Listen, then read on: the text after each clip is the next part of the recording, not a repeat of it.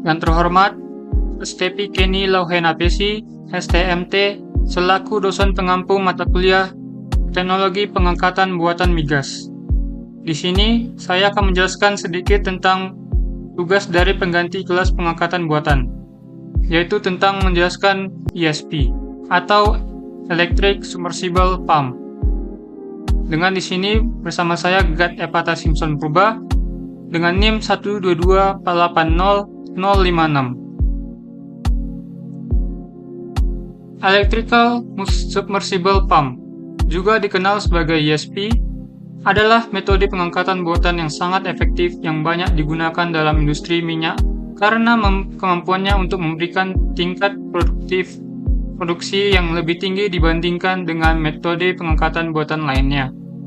Pada prinsipnya, ESP adalah pompa sentrifugal multistage yang mengubah energi kinetik menjadi tekanan hidrolik dinamis yang diperlukan untuk mengangkat fluida pada tingkat yang lebih tinggi dengan tekanan lubang besar yang lebih rendah, terutama di sumur minyak di bawah kondisi lubang dasar tertentu, karakteristik fluida, dan reservoir.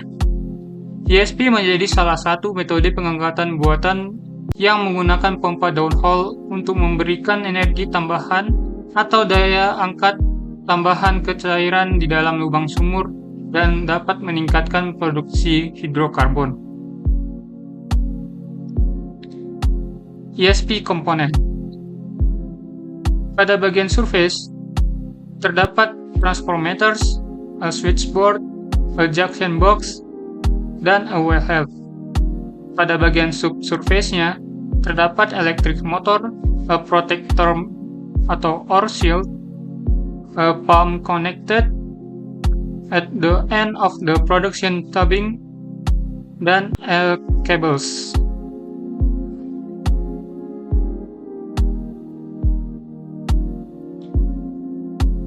Advantages.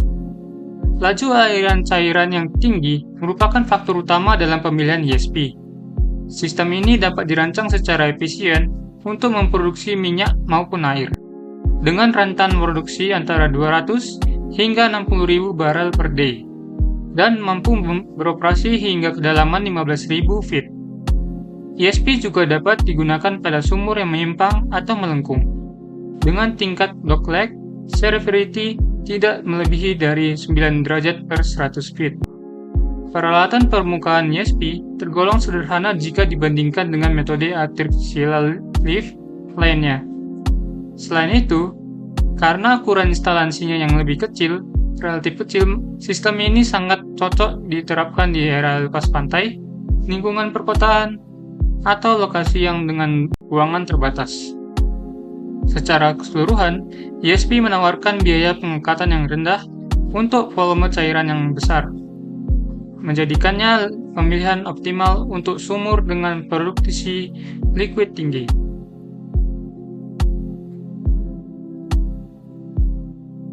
Disadvantages. Untuk kebanyakan kasus, sistem ESP berlaku terutama untuk penyelesaian zona tunggal. Jika casing produksi cukup besar, maka itu dapat digunakan untuk memilih penyelesaian zona ganda. ESP membutuhkan sumber daya listrik tegangan yang tinggi yang stabil. Menjalankan atau menarik tali tabung dapat menyebabkan kerusakan pada kabel yang dipasang di sepanjang tabung. Selain itu, kabel dapat memperburuk dalam kondisi suhu tinggi dan abrasif. A basic ESP system. Sistem ESP dapat terdiri dari komponen utama berikut. Yang pertama ada transformer. Digunakan untuk menaikkan atau menurunkan tegangan dari saluran primer ke motor pompa submersible. Yang kedua, switchboard. Mengontrol kecepatan motor pompa, selain itu memberikan perlindungan kelebihan beban untuk underload. Yang ketiga, junction box, yang menghubungkan kabel daya dari switchboard ke kabel daya dari sumur. Yang keempat ada wellhead, menyediakan sarana untuk memasang kabel dengan segel yang memadai. Ini memungkinkan termasuk scope yang dapat disesuaikan. Yang kelima ada electric motor, digunakan untuk memompa pompa tergantung pada frekuensinya, kecepatan motor yang akan bervariasi. Yang keenam, ada protection or shield. Berfungsi sebagai penghubung antara poros motor dan poros pompa. Fungsi utama pelindung adalah untuk mendukung dorong aksial yang ditembakkan oleh pompa pada bantalan dorong segel. Submersible pump adalah pompa sentrifugal multistage. Tergantung pada laju aliran yang diinginkan, kedalaman pompa, tekanan kepala sumur, dan gesekan di dalam tabung produksi, jumlah tahapan pompa akan berbeda. Yang kedelapan adalah electrical cables. Dijalankan dari kotak tabung yang kemudian melalui kepala sumur dan sampai ke bawah untuk memasok daya ke motor pompa.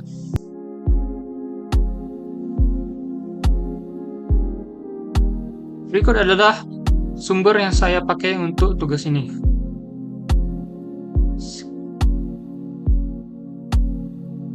Sekian penjelasan dari saya. Bila ada kesalahan dalam penyebutan kata, mohon maaf. Sekian dan terima kasih.